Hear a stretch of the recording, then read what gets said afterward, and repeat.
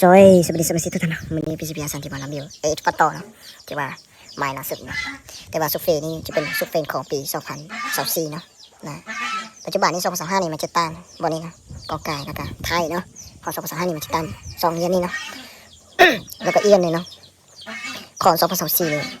ตัวนี้มันจะสร้างหลงกว่า2026เนาะ2026นี่ตัวนี้มันจะเหงาเนาะประมาณนี้นะอันนี้จะเป็นซุปเฟนของปี2024นะแต่ว่ายังบ่ทันได้ใช้งานนะก่อนที่ว่าปรากฏแล้วได้1 เดือนอันนี้จะเป็นราง LT เนาะยาวที่ว่า50 ซนเนาะ40 ซนเนาะวอลลุ่มเนาะราง LT ยาว40 ซนเนาะเป็นที่ว่าเราที่ว่าเก้าเกี่ยวเนาะตัวนี้เนาะ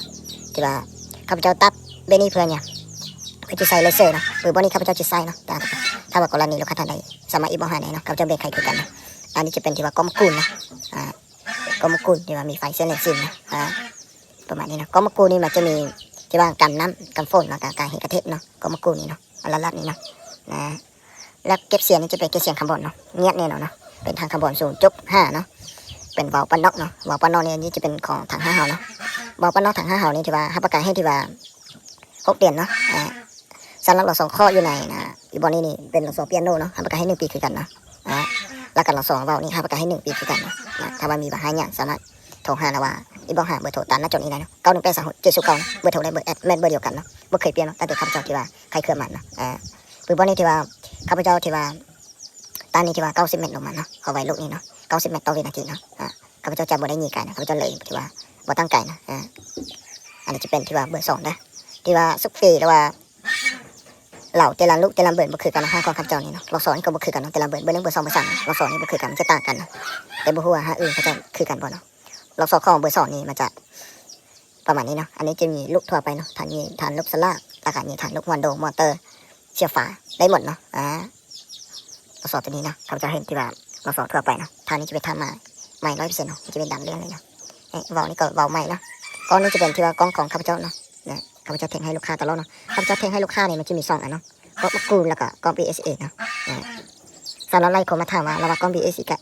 ที่ว่ากล้องกูนี่อันใดดีกว่านะข้าพเจ้าว่าแล้วจบพิเศษเนาะกล้องกูนี่มันจะมีไฟเส้นเลนสีนี่มีนะมันจะมีสีแดงแล้วก็สีฟ้านะสีแดงแล้วก็สีเขียวประมาณนี้เนาะมันจะมี2 สีนะแต่ข้อเสียงของกล้อง PSA นี่มันจะบ่มีที่ว่าไฟเส้นเลนสีนะมันจะบ่มีไฟเส้นเลนสีแต่ข้อดีของมันนี่เส้นเลนมันจะชัดเจนกว่าเนาะของกล้อง PSA นี่เนาะถ้าว่าสองลูกนี้จะว่าเทียบกันเนาะแล้วกล้อง PSA กับกล้องมะกรูดนะประมาณนี้เนาะผู้ใดอยากรู้รายละเอียดเกี่ยวกับปืนอารมณ์สามารถอีบ้องหาเบอร์โทรตามหน้าจอนี้นะเพราะว่าข้าพเจ้ามีประสบการณ์ระดับหนึ่งนะสำหรับปัจจุบันนี้ที่ว่าข้าพเจ้าขายในร้านที่ว่าที่ข้าพเจ้าผลิตนี่ที่ว่ารับประกันให้2 ปีเต็มเลยเนาะถ้ากรณีมีปัญหาอย่างภายใน2 ปีนี่สามารถเปลี่ยนคืนระวัติกลับได้ 100% เนาะข้าพเจ้าจิตแข็งให้ไปเนาะถ้าว่าเราไม่ได้มาทานเนาะร้านที่ข้าพเจ้าผลิตออกมานี่ที่ว่าสามารถหาลูกนั่นได้ถึงนะ50 กิโลกรัมเนาะ50 กิโลกรัมถ้ามันมีลูกหัวเจาะเนาะถ้าว่ามันมีลูกทั่วมอเตอร์หรือว่าหัวโดมเนี่ยข้าพเจ้าที่ว่ารับประกันให้เลยเนาะ80เนาะ80 กิโลกรัมเนาะใส่ละลำนี่เนาะประมาณนี้เนาะลำจัดเนาะที่ว่าถ้าว่า 1,000 กิโลหรือว่า1 โต้ที่ว่าลำเกี่ยวของข้าพเจ้าหมดในเนาะถ้ามันมีลูกหมดสนี้เนาะถ้าว่าผู้ใดมีมดลูกที่ว่า 1,000 กิโลนี่มันจะใช้เวลาประมาณ 5-8 ปีเนาะ5-8 ปีเนาะ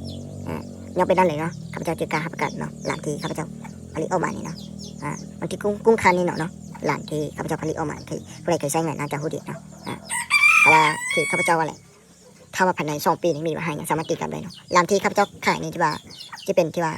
หลานลูกดีเนาะมันจะเข่งกว่าที่ว่าของห้างอื่นแน่นอนเนาะมันสามารถเทียบเท่ากับลายให้วีได้เลยเนาะหลานที่ข้าพเจ้าผลิตออกมานี่เนาะ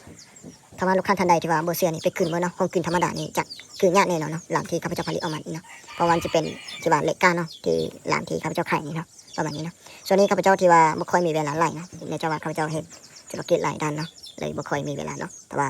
ปืนอารมณ์นี่ที่ว่ายังขายปกติเนาะลูกค้าท่านใดสนใจเบอร์ใดสามารถอีบอกหาเบอร์โทรตามหน้าจอนี้เลย91826709เบอร์โทรและเบอร์แอปเทเลกันละไวเบอร์ซาโลเฟซบุ๊กเป็น2 ทันละไล่ทันเนาะที่ข้าพเจ้าที่ว่าติดต่อหาของข้าพเจ้าไม่จะมี7 ช่องทางการติดต่อเนาะประมาณนี้เนาะท้ายนี้ก็ขอให้ทุกท่านมีสุขภาพที่ดีเนาะพัฒนาสิ่งใดขอให้ได้สิ่งนั้นเนาะวิดีโอนี้จบเพียงเท่านี้เนาะขอให้ติดตามวิดีโอต่อๆไปขอขอบใจนะ